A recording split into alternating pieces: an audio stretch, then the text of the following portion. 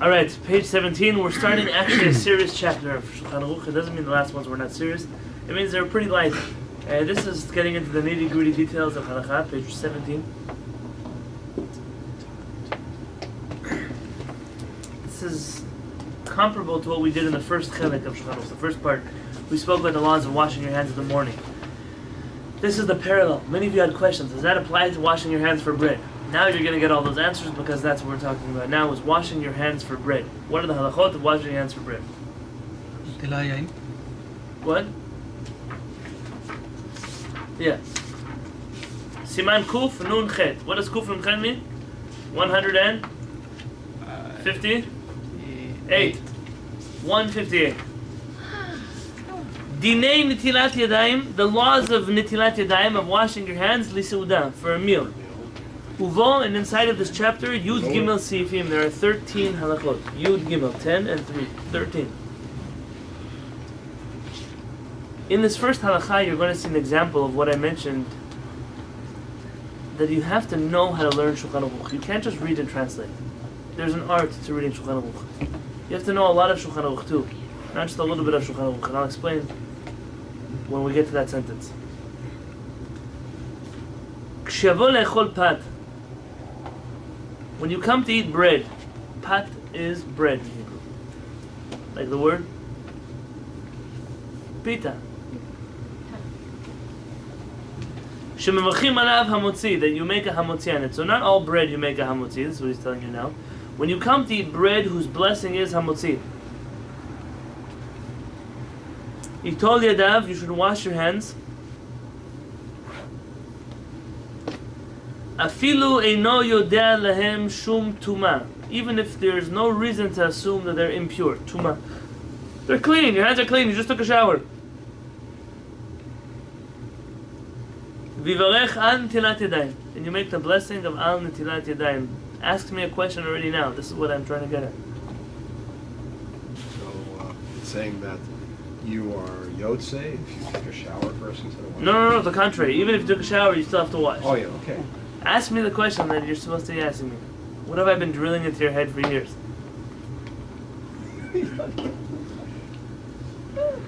What's the order of washing your hands? You do the bracha. Say the bracha first. Then Say the bracha and then you wash your hands. I've been telling you this forever, right? It's the opposite of what everybody else does. Right.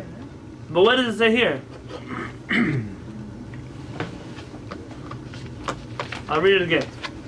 כשיבוא לאכול פת, שמברכים עליו המוציא, when you come to eat bread that's blessing is המוציא, ייטול ידיו, you should wash your hands, אפילו אינו יודע להם שום טומאה, even though you don't know of any uncleanness on their hands. I mean, it's clean, you know your hands are clean. ויברך על נטילת ידיים, and you should make a blessing of על נטילת ידיים. What's the order here? You wash your hands and You wash your hands, then you're making a blessing. It's not So what do we do with the other order one? here, really? Okay, Marlene, tell me what it's saying. It's not saying there's an order, rather what's it saying? He's saying you have to do it and make sure you do a blessing when you do it. Very good. Didn't The say. simple answer to this whole question is, Maran is not telling you an order, he's telling you wash your hands, and when you wash your hands, make sure you make a bracha. So this is what hangs everybody up. Almost what hangs everybody up. רגע, אז תעשה לי את זה פשוט, just make it simple for me. Yes, So make the bracha and then wash your hands? that's what we do. Everybody else does the other way around. I know. We make a bracha on Tatedai, and then we wash our hands. Like all the other mitzvot in the world. You make a blessing, and then you do the mitzvah. So what reason, what argument could you make for the opposite? Oh, so I will. I'm going to help them out, don't worry. Even though they're wrong. so it's like washing, you to do the blessing before washing your hand. That's the correct way to do it. Do a blessing, and then wash your hands. Yeah. Even Just- though everybody else does the opposite. Yeah, A lot of people doing that in the middle. because you can eat bread and then do the. What is in the middle, man? So do the- No, The they mean blessing for and then the bread. when they wash their hand, they say the bracha and then they wipe their hand or... Oh, okay. So Matt is getting care of us over here.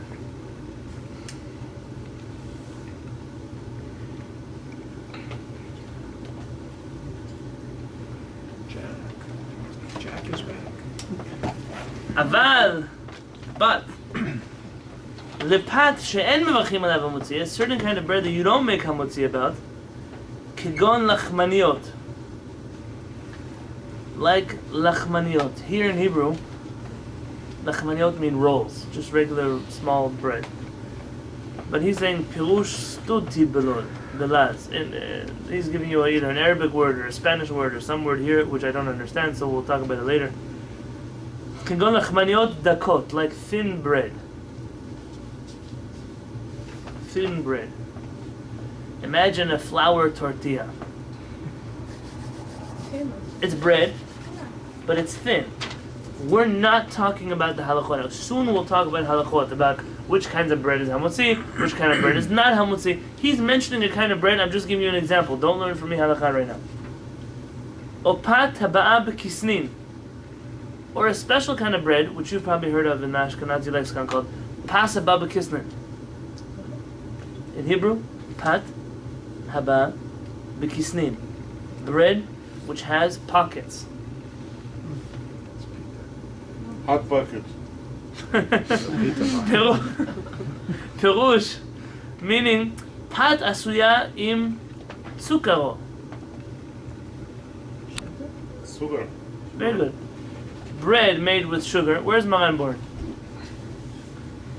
Where's what? Where's Maran born? Maran. Is Rabbi it Yosef in Cairo. Oh, yes, Carl. Oh, it's fine. Spain. Spain.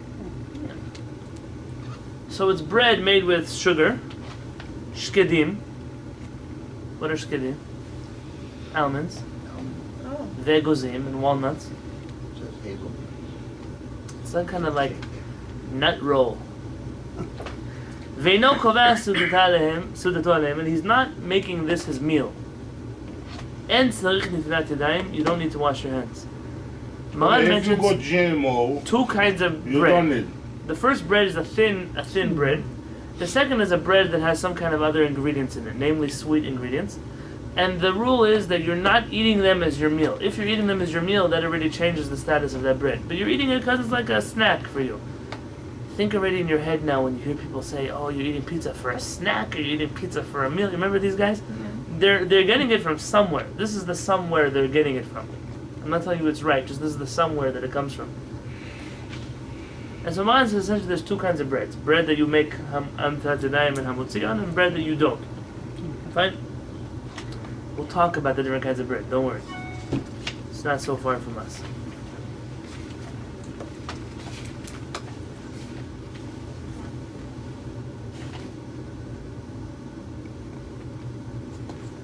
Just for the fun of it. Want to skip a few pages with me? Skip with me to page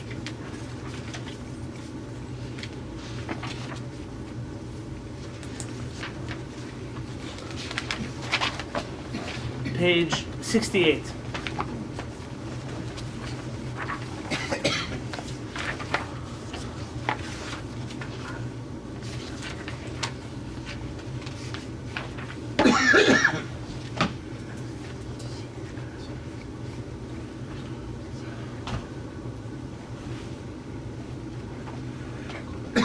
Let's read Maran.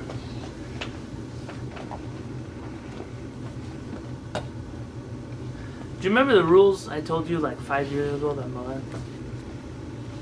How you read Maran if he brings down two opinions. Which opinion does he follow? The second opinion. what? If Maran says some say this and some say that, he is telling you follow the second opinion. If Maran says a halakha, and then he argues, but some say, who's he following?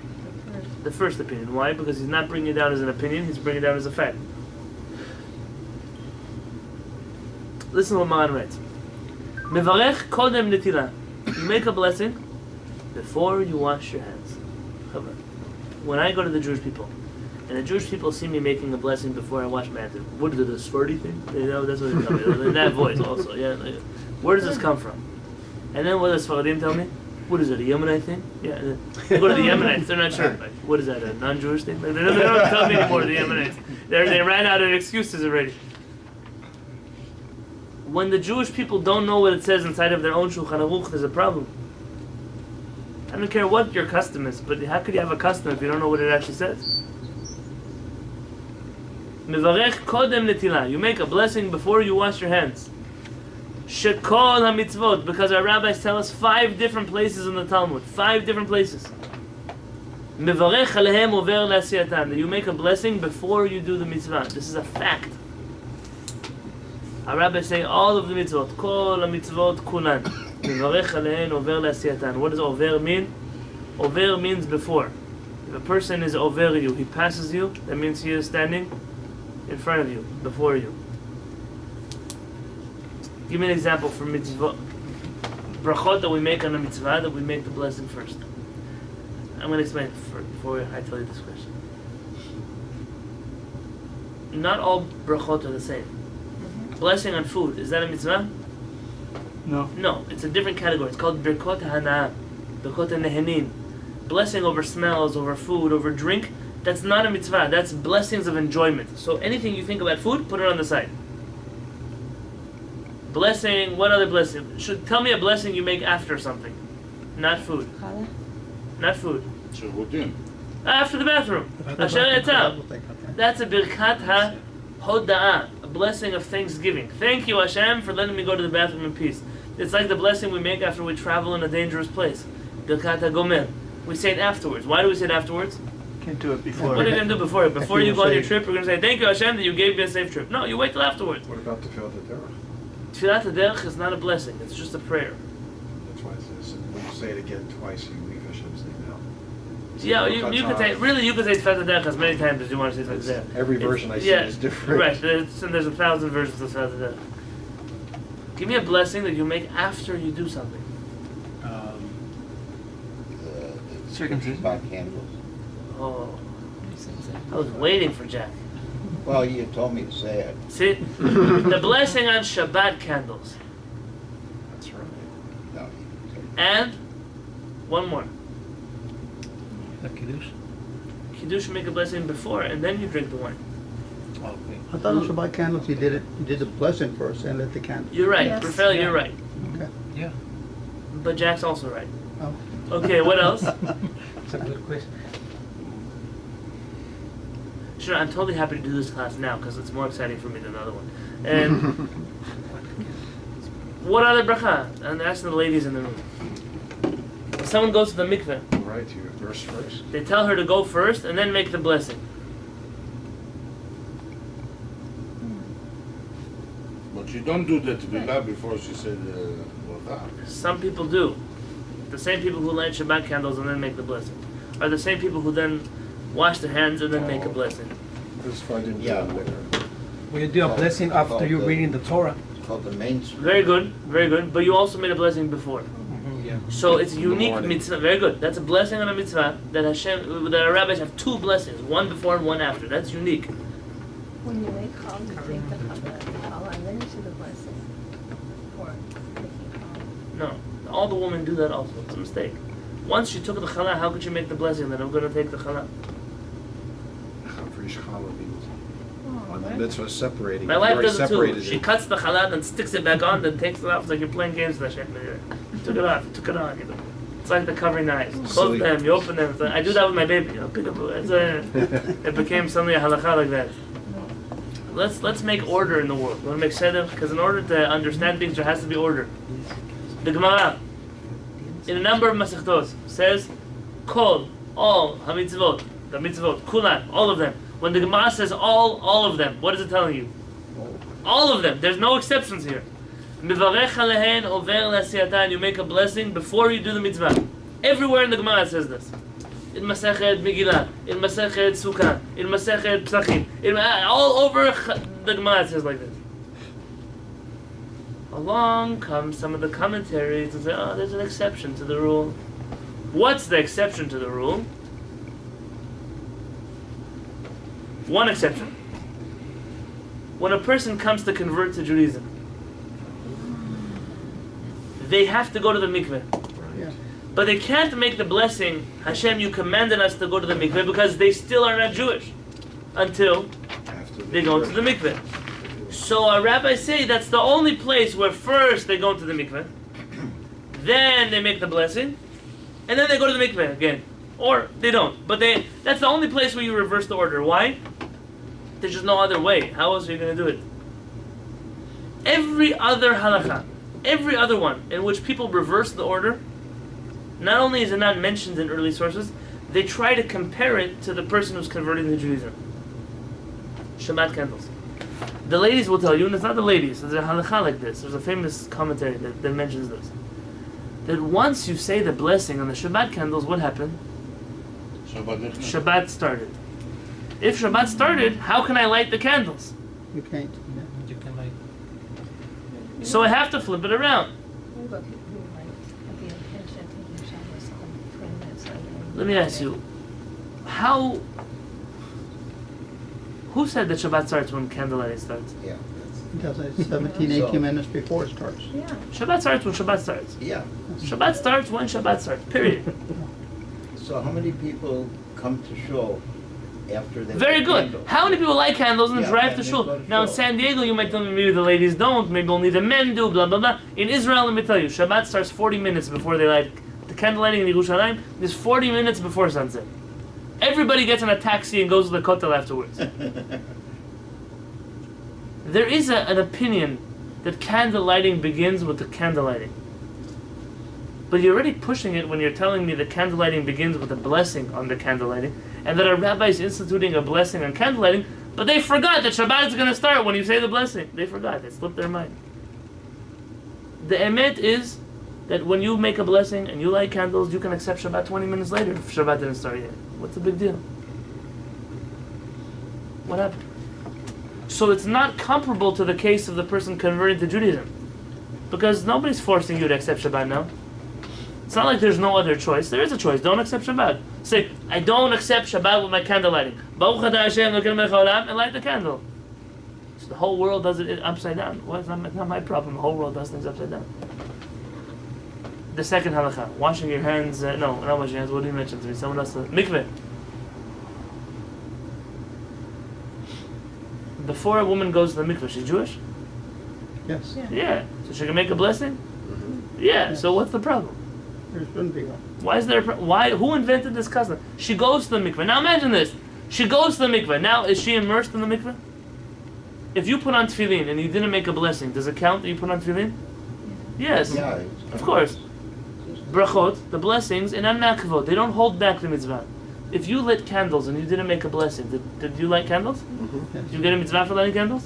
Yes. If you put on a talit and you didn't make a blessing, did you get a mitzvah for putting on tzitzit? Yes.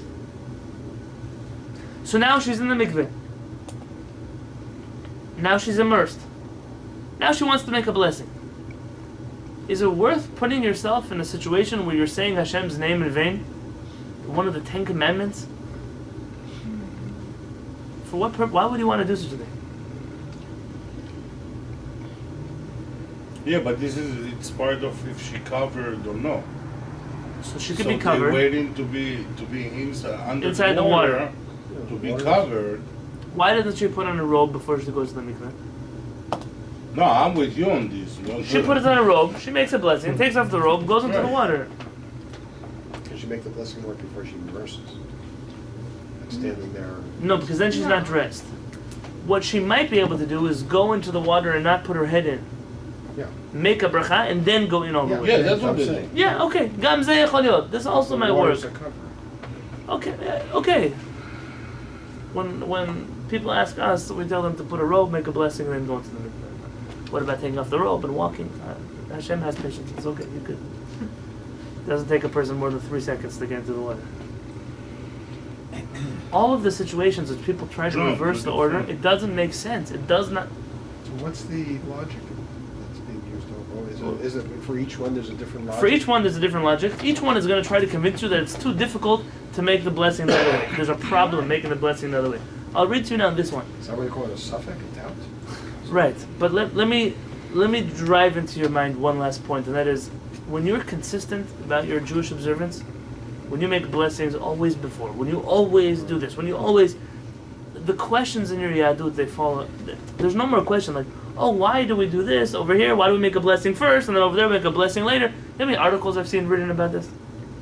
Because when a lady makes a blessing, she accepts Shabbat. So first she lights the candles, then she covers her eyes. She pretends the candles are not there. And then she opens her eyes, wow, the candle's looking at she made it. So it's like she lit after she made a bracha. Now you want me to make you mad? I'll make you mad. There's an Ashkenazi commentary in the Tool called the Drisha and the Prisha. His mother, his wife, I don't remember, she was a famous Rabbanit. And she wrote in there that her opinion is that a woman should make a blessing and then light Shabbat candles. And many women in Ashkenaz started following this custom. Until along comes a rabbi called the Magen Avraham, famous Ashkenazi rabbi. I quoted him on Shabbat. The Magen Avraham writes that you cannot follow her halachic ruling. Why? Ki en chokhmah ben nashim. Because women have no wisdom. This is And you cannot follow her opinion. This is gonna cause a riot. Well, yeah. Well, You know why he didn't write it in Morocco, okay? This has happened in Poland for a reason. But what's important here, and I always tell people, you want to be my custom, I make a blessing afterwards. You're following the opinion that says that you have no brains. Don't follow that opinion. Do yourself a favor. Don't follow it.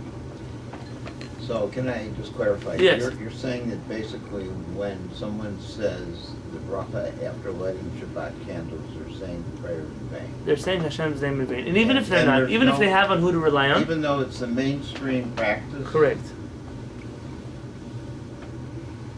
And Jack, even if they have on who to rely on, would you want to rely on somebody in terms of breaking the Ten Commandments?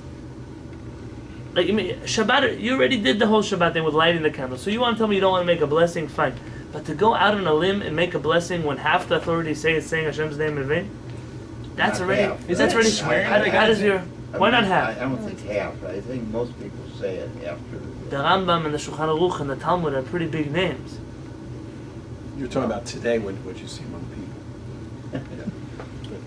It's not an Ashkenazi Sephardic thing, because in the Sephardic world there were many customs also to make a blessing afterwards. They What didn't did- follow Rabbi Yosef Karo. What did Moshe Feinstein say? I don't know what he said, but my assumption is the No, other I'm way. just curious. The other way. My Rabbi, assumption. so if you say that we don't do the beracha to do the tzitzit, so why should we? Why are we doing it? You did it. You got a mitzvah of wearing tzitzit. The bracha is like extra credit. They do a mitzvah. Let me ask you a question. You guys have credit cards? How many of you signed the back of your credit cards? But it says you have to sign the back of your credit card. When's the last time you went to a store they didn't accept your credit card because you didn't sign it? But it's against the rules. They have to check if you signed your credit card. Doesn't make a difference. It's extra credit if you sign your credit card. The same thing with brachot. You pay as long as they have your credit card number. They're okay. As long as you're wearing your talit, Hashem is happy. You also want to sign your name. That's great. There's also a certain cognitive connection. Oh, you get very from good. it. The Mekubalim will tell you the blessing gives a certain meaning to the mitzvah, and it's a certain mindset that you're putting yourself into. That's true, and that's if you're making the bracha properly. But most people are mumbling and jumbling their bracha anyway. So can I wash my hand not saying the beracha of Netilat Yain? and just skip the problem entirely. So let me get back to Jack, because Jack is asking a good question here. But you started us off somewhere else. That wasn't your first question. I was telling you about candle lighting. Candle lighting? Yeah. Mikveh? Washing your hands. There's something else I was going to tell you now. Mikveh. Oh. Mikveh? The conversion, you do the bracha after Yes. you're already. Let me tell you what's going on over here. Let's read Maran. V'nahagu. And there is a custom. What does the word v'nahagu actually mean? V'nahagu. And they have a custom. He's not including himself. Maran, if he was including himself, anachnu nohagim or v'haminhag. But he's saying v'nahagu. They have a custom. Meaning other people have a custom. Shelo levarech, not to make a blessing. Ad achar netilah. Until after they wash their hands. Mishum, why? The pa'amim she'en yadav nekiyot, because sometimes his hands are not clean enough to make a blessing. And so first he has to clean his hands and then make a blessing. Umipnei kach, and because of this, listen carefully, because you think you just got off the hook right now, because Maran quotes this custom. Umipnei kach mevachim alehem, you make a blessing. Achar shifshuf yadayim shekvar yadav nekiyot. You first wash your hands. Then you make a blessing, says Maran. Kodem shiatil alehem mayim shneim. after you wash them a second time. Maran says there's a custom. The custom is to wash your hands so your hands are clean. Make the blessing al netilat yadayim, and then wash your hands a second time. Because With the one's a same ritual blessing. washing and one is a physical washing. No. They're both washing with water. Yeah, but once you Yeah, but physically one is clean your one hands. is cleaning your. One is to clean and one is for... Yeah, and so- so what is Maran essentially saying here? What's the custom? The custom is that even though you already washed your hands once, the custom allows you to make a blessing because you didn't mean to wash your hands the first time, only the second time. Yeah. But does it cover, the bracha cover both? The Or first the one first doesn't need a washing- blessing. It's just washing your hands like any washing your hands. Or I something. mean, normally we would tell you, once you wash your hands, you can't make a blessing because you already finished the mitzvah. Here it's telling you, no, the custom is that they rely on the fact that the first one is not a mitzvah, only the second one is a mitzvah, and the blessing in the middle is not in vain because it's only on the second washing. In the morning. So you wash your hands. The morning is on the side because the morning is a different halakha. Yeah, we studied those. and Yeah, it's, and we're putting that on the side just because it'll confuse us. I'm happy to have the conversation, but not here. You understand what Maran just said? So what's the custom? He says the halakha is to make a blessing, then wash your hands. What's the custom that he mentions? Doing it the other Wash. way, but he doesn't agree with it. Wash, So wash and then do the bracha. blessing, and wash again. Who does that? Nobody. Nobody. Well, does I it. could see So the only people when that you would wash do your it is hands somebody the who does. first time to clean your hands, to make sure they're physically clean. Do you use the same procedure, or do you just put? I don't know that it makes a difference to Maran whether you use a cup or not. Well, it probably, that makes a big difference. Because it Yeah, shows because one's today you have not the a- luxury to wash your hands without a cup. But you have to imagine that when Maran writes us, what's your other choice? Of course you're using some kind of cup, something you're using to wash your hands. Just a faucet. No, the Maran didn't have a faucet. stream. Lake. A stream or a bucket of water or It's something. water, I mean, I don't know where. Which one? What? Water comes from. Wherever the But you were water is. using a cup. That's we didn't. The cup was not just a Jewish thing back in the day. They had a cup. What are you saying, Ravon? Well, if somebody does like physical manual labor for work, that's his job, and it gets dirty, gets hands physically dirty. So according to this, he would have to wash his hands physically first with soap and water, and then do Make the a blessing, blessing and then and wash wash his your hands hands again. again for the spiritual blessing. I mean, so when Maran is condoning this custom, maybe, of making a blessing after you wash your hands, it's not really after you wash your hands. It's really before you wash your hands the second time. Mm-hmm. Let's be aware. So that's what the Shulchan Aruch says. I'll read to the Ramah, because the Ramah is where everything changes. I have a question on the Ramah, because this Ramah is a difficult Ramah to understand. Because he does this also in the laws of Shechita, in the laws of slaughtering things. I don't have an answer how Ramah reconciles himself with the Gemara that says you have to make a blessing first. Let's read what the Ramah says. Haga, a note.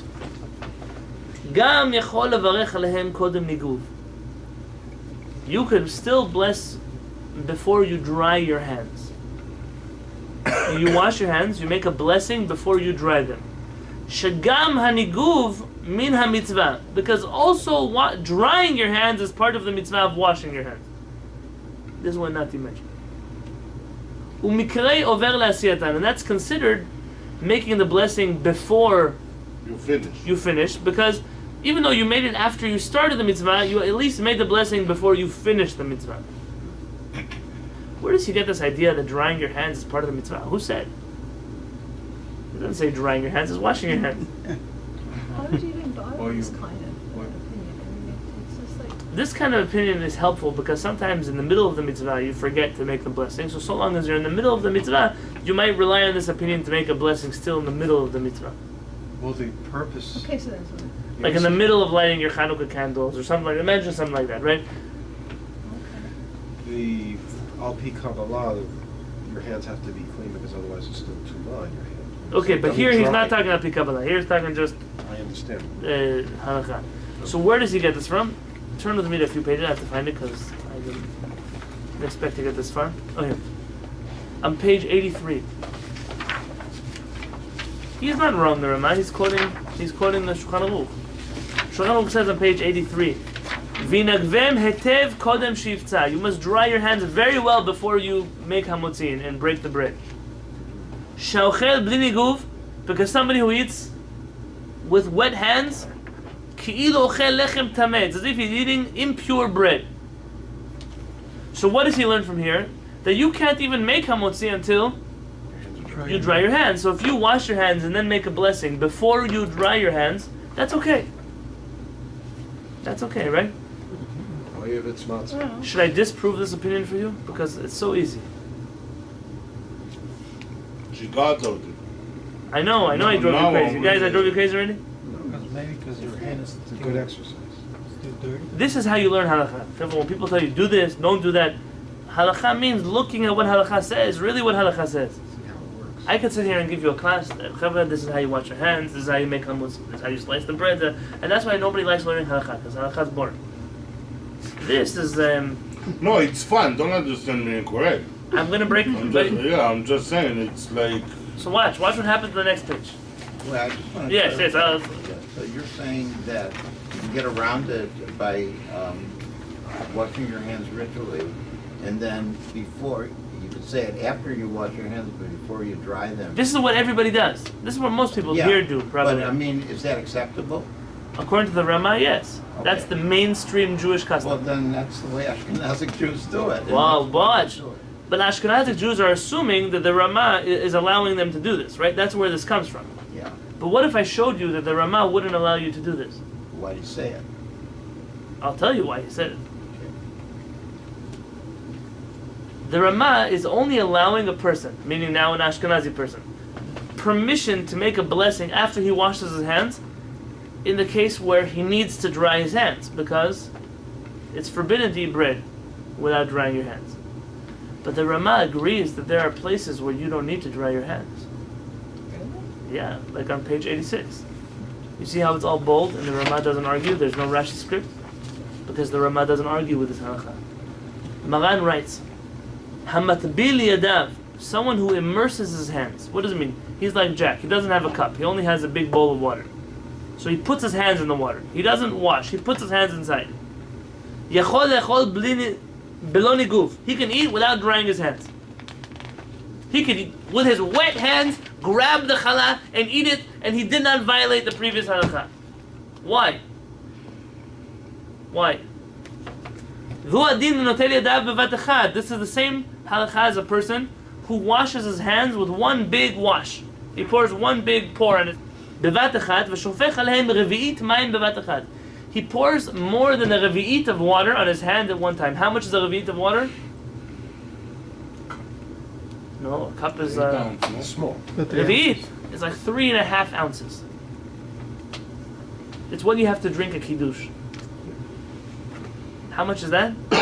Who here washes with less than a revi'it of water? Who here? Tell me your name. Your washing cup is the size for Og Melech HaBashan. The king of Ogi could use this cup. It's 100 milliliter, 3.4. It's like perfume size. I don't understand. You wait here. It's like 2 shot glasses. It's not 40 minutes. I think I These 8 ounces, it's a more than half. The regular one? These 8 ounces. Shot glasses, I guess. Especially the big ones. Oh, yeah. No puedes comer hamotzi con your wet hands. Maybe because when you eat it with your wet hands, is that you still have the pure. Yeah, that's why they wash it 3 times, because the first time it's just dirty. So, Yep. again, So you need to dry your hands and take all the impurity. Watch this carefully, Chavra. This cup is how big? the water comes with dirty. Like 12 ounces. I think it's 8 ounces, right? These 8. It's an 8 ounce cup, but it has more in it, because really you could fill more in here. Let's give it 8 ounces. So how much is it going to be? Tell me where I'm going to find 3.5 ounces. Which place in the cup? More there. About Yeah, right there. 3.4, it's a little bit less than the middle.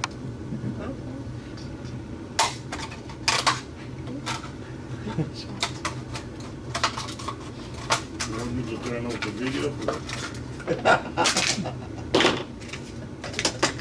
Let's give you 3.5 ounces. I'm doing a machmir over here. This is a lot of 3.5 ounces. Okay? Your washing cup. How many of you use less than 3.5 ounces on your hand when you wash? No, but I'll fill it up. big cup. I don't mind fill it up. According to both Maran, look, I want to look inside. The camera can see this? Yes. According to both Maran and the Rama, Once you use more than 3.5 ounces of water, you no longer have to dry your hands. Why? I'll tell you why.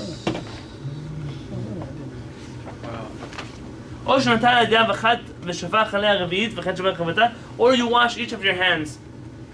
Meaning it's either you pour more than 3.5 ounces on both your hands at once, like someone else is washing your hands, that's the old Sephardic custom, or you pour on each one of your hands more than 3.5 ounces, all of which we do. The reason is very simply. Before, when you wash your hands with just 3.5 ounces of water, so I washed the impurity off my hand, but the impure water is still on my hand. Right. And now I touch the bread with that impure water, it makes the bread tameh.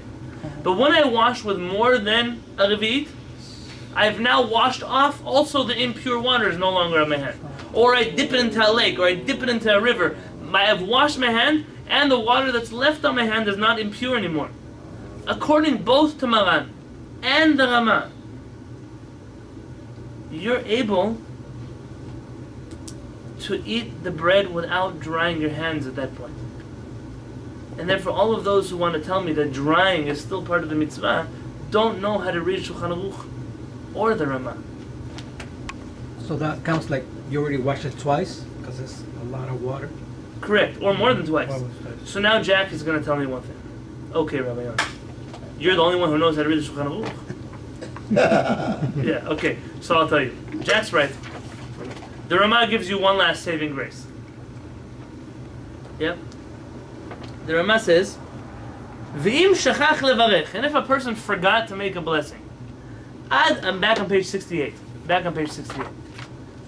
V'im shachach levarech, and if a person forgot to make a blessing, ad achal miguv, until after he dries his hands, mevarech achal, he can still make a blessing.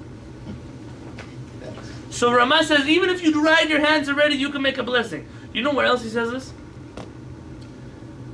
You make a blessing to slaughter an animal. Al shchita. The Rama says, let's say you killed the animal already. He's on your shoulders. You're walking home with the dead goat.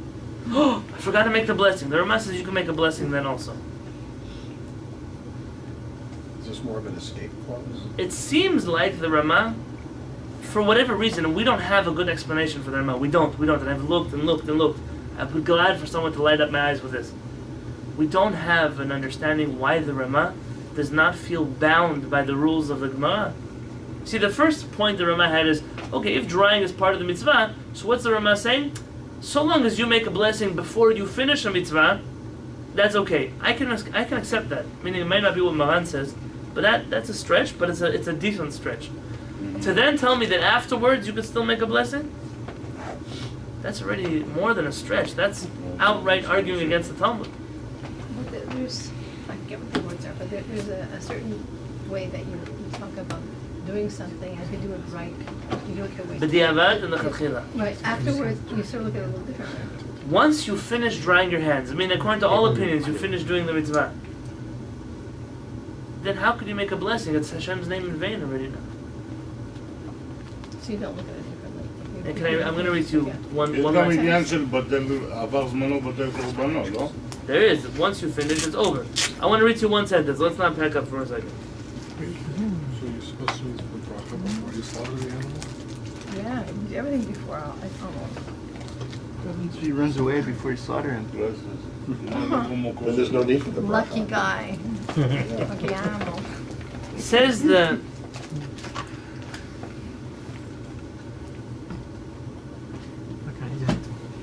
the Taz. The Taz writes, he's an Ashkenazi rabbi in the Shulchan Aruch. He's machmir, he's strict, sheshuv lo yivarech, that once you dry your hands, you can't make the blessing. Why? Because that's already too far of a stretch for the Rama. The rabbis of Ashkenaz don't accept how far the Rama is willing to go with this. And the Mishnah Berurah says that even though we have many later rabbis who agree with the Rama, one should be very careful about this opinion. It's a very shaky opinion, says Mishnah Berurah. To go that far out that after you dry your hands you can make a blessing, this is a dangerous thing. when we get to this chapter in Shulchan Aruch, we're going to deal with it more. But let's suffice it to say as follows. Even if you want to rely on the Ramah is clearly talking about a situation in which you need to dry your hands. But none of you washed your hands in a way that required drying of hands. And therefore, even the Ramah would agree that you have to make a blessing before you wash your hands. And even if you want to tell me that Maran says, so if you forgot, you can make a blessing after you dry your hands, that's only when you forgot. And what kind of situation does the whole Jewish community follow opinion that's meant if meat falls into your dairy soup, then you can eat it? Nobody's going to tell you you're allowed to do that intentionally. How it has been that the whole Jewish community follows an opinion that is on such a weak basis. I know what you're going to say. You're going to go home, you're going to say, there must be another answer. It can be that everybody does. So I'm going to break your heart right now. It can be. It can be one that people make mistakes. It can be two that halachot are not studied clearly. I can tell you why. Who is this little Yoni guy? I'll tell you why. I'm a student of Rabbi Perez, who's bigger than me. But I have a lot of free time in my hands. See, I'm not busy being the chief rabbi of the world. I'm not Rabbi Moshe Feinstein. I don't have to worry about widows and agunot and people. I don't have to big halachot. What do I have? I have time to play around with the laws of washing your hands. I have time to sit here. It could be that a small rabbi is able to spend more time on a small halacha because I don't have to deal with important stuff. Yeah, but I have a question. It's not important. I'm If you trying to go explain back that. to 86, Yeah, 86. יש לך את ההלכה ברורה. Oh, we didn't get Halakha Bura is a commentary of Rabbi Yosef's son. Don't sweat the small stuff. Sometimes you have Okay, to. so the halakha ברורה, it's commentary, it's not the Shulchan Aruch. It's not Shulchan Aruch. Okay, thank We're you. bound by Shulchan Aruch. Now, if I make it worse for you, if you open up a Rambam, you can go online and look it up. Go to Chabad.org, they have a Rambam for free. Go to the Laws of Blessings, chapter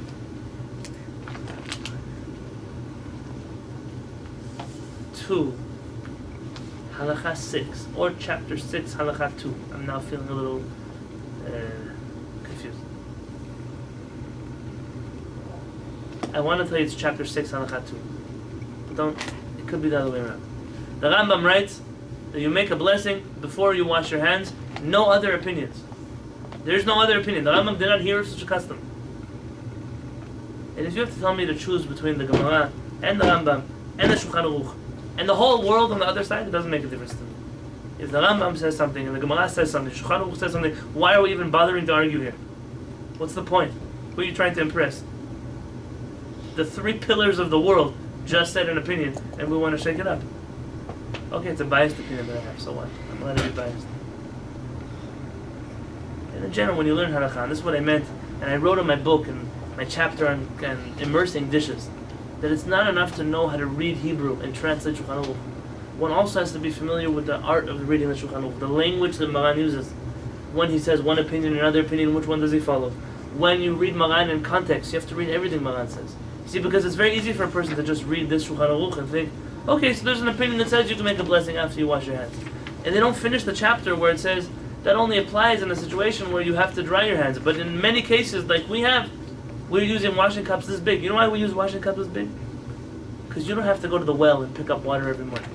If you had to carry water on your back every morning, you'd be using a cup smaller than this one.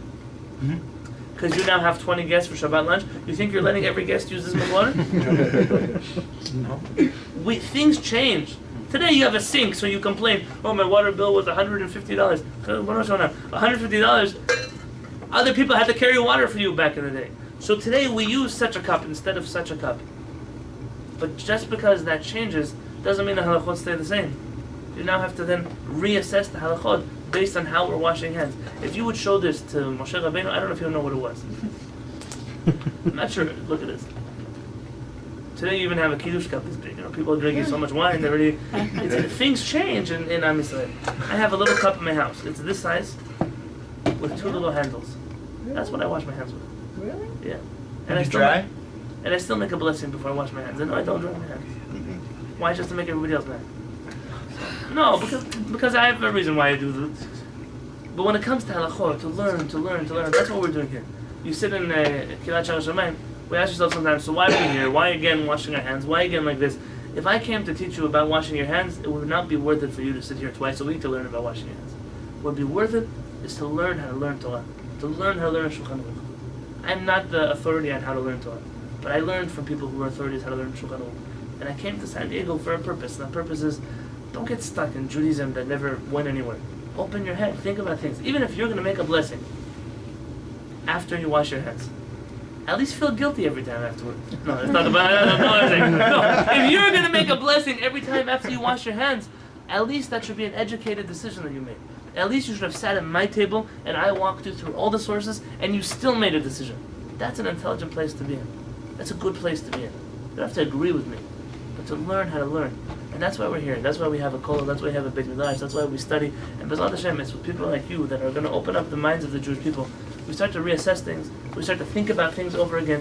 It's not that, God forbid, we're coming to reform anything or to change anything. It's we're coming to look at the Torah and say, Hashem, this is a Torah of life. Just like I'm excited about my movies and I'm excited about my favorite sports team, I want to be excited about Maran and the Rambam the same way I'm excited about the other things in my life. And that's what we're doing here. And I have to say, I came back from Israel, and I like learning with other rabbis, but I like learning with you guys more. So I'm happy to be here twice a week, 3 times a week, 5 times a week, however many times a week we're here learning, because you open up, not just we open up each other's eyes, you open up my eyes to a whole new world of Torah.